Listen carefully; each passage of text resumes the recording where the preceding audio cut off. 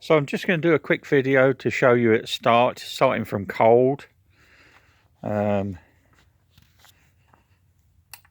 switch it on. There's the oil pressure light, and that will go out when it starts and the oil starts to circulate. Going to give you a quick walk around it. I've got a thermometer on the cylinder head that I'm just waiting for it to settle. Yeah, so I've got these newer silencers on there. They're Triumph silencers, and I made these nice 1/4 inch brackets, fabricated those up, the bolt to the original brackets. That works really nicely. And then I got the angle right and I welded the sleeve on there. So this is still a slip-on fitting. Yeah, so starting this, it doesn't have the chokes in there. That's like the #1 modification that they do to these, is just get rid of the chokes. But I do have them if you want to put them in there, the slides with the springs. But basically you can start these just by tickling the ticklers, unless you're in somewhere like Alaska, and then you might want to reinstall them. I didn't put on the ad, but the chain and sprockets are new as well. Battery, I've got a smaller battery on it because battery technology has come along leaps and bounds since then, so it's a brand new battery. I've just spaced it with just a piece of 3/4 timber there just to hold it tight, but that's a new battery strap in there. And all that powers is field current to the alternator, so you can start it, and lights, obviously.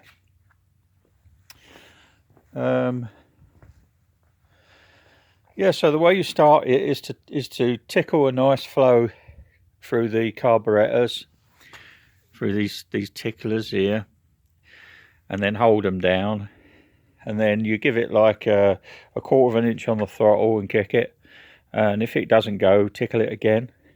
I say there's no chokes in there, so it's probably good, and it's cold, so this is probably the hardest it's going to be to start. There we go, we got 58 degrees, 58.1, that's going down 57.9 degrees Fahrenheit. Okay, let's give it a start. And it's going to sound a little bit tappety till it warms up, so the oil flows through there. But I actually set the tappets quite loose because it's had that work done to the valves on the cylinder heads, so the clearances might close up a little bit. And if you know anything about bikes, you don't want to run engines with too tight valve clearances until they're settled right in. So you might want to do those after about 500 miles or so. All right, let's give it a go.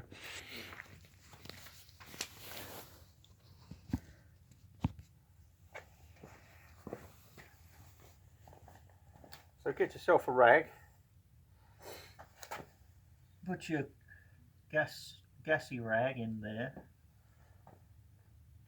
and then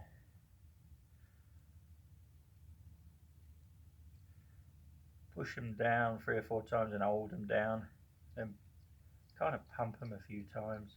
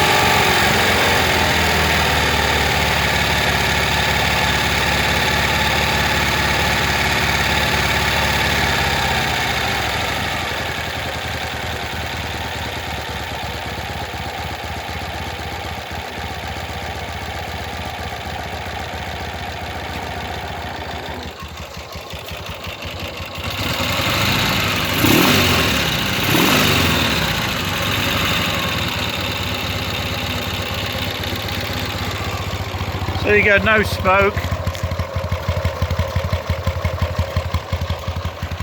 So you took it over about 500 there. I need to warm her up a little bit more.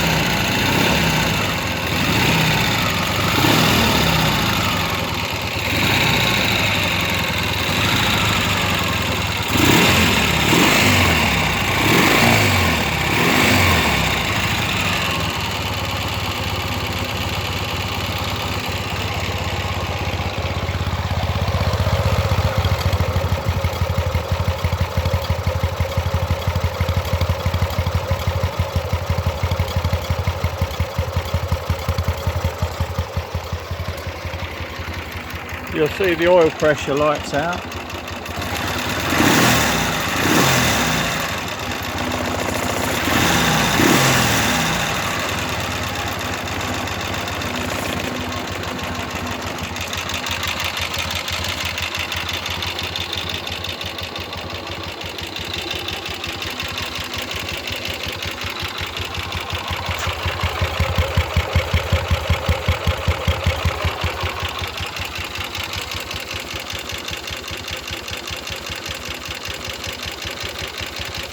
As I say, those tappets are a little bit loose. They could do with tightening up slightly.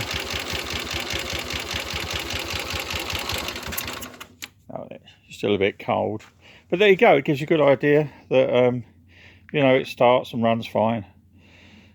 So what was I going to say? Yeah, I was going to give a few more details. As I say, there's a new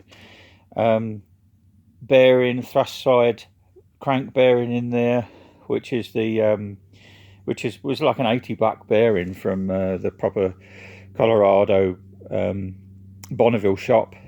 And so there's a new clutch in there and springs, a new primary chain and shoe, new thrust washers in the gearbox. Yeah, it's good to go. I think it's a real bargain for the price. If it was a matching numbers bike, I'd probably be asking about between 6 and 8 for it. Yeah. Did I mention the battery? Yeah, I did mention the battery. I've got a smaller battery on it because the old ones were...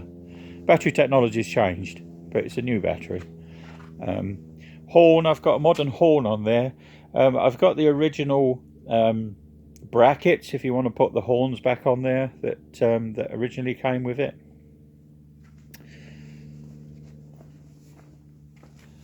I say the headlight is a later one, and so are the clock brackets. They're later. Seat covers are an aftermarket one, but it's got the original seat base on there. That's in good condition.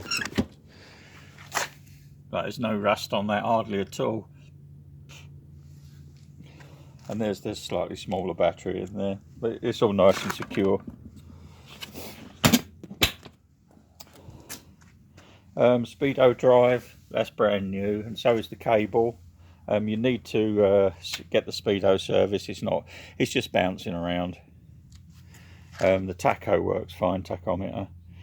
Inside the tank's nice and clean. This is a modern 2-part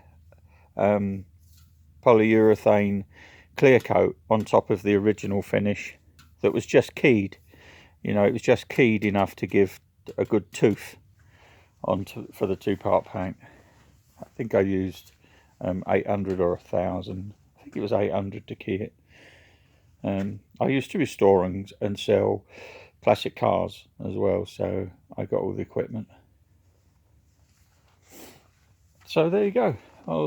If you've got any questions, message me, and I'll give you my phone number and we can talk. So you can see it's a 1970, obviously by the frame numbers, but the triangular engine mounting frame bracket on the front there, that's it's the only year they did that. So it's the only year where you could actually take the motor out of the frame without stripping it.